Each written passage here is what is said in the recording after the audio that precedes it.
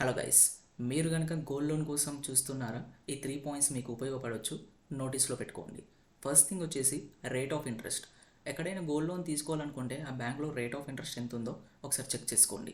మీది జ్యువెలరీ ఎంతైతే అమౌంట్ చేస్తుందో, ఫర్ ఎగ్జాంపుల్ ఒక 1 lakh అనుకుంటే ఆ 1 lakhలో 75% వస్తుంది. అంటే 75,000 మీకు మ్యాక్సిమం లోన్ వచ్చేది ఛాన్సెస్ ఉంటుంది అనమాట. అనుగుణంగా ఈఎంఐలో మనం పే చేసుకోవచ్చు.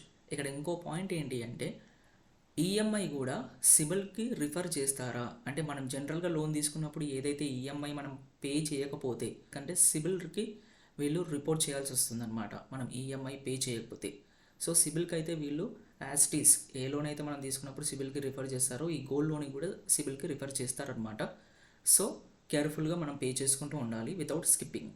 అండ్ నెక్స్ట్ థింగ్ వచ్చేసి ఏంటి అంటే మనము రీపేమెంట్ ఏదైతే డెడ్ లైన్ ఉంటుందో ఆ డెడ్ లైన్లోకి మనం పే చేయకపోయి ఉంటే వీళ్ళు ఆప్షన్ వేసే ఛాన్సెస్ కూడా ఉంటుంది. So be careful.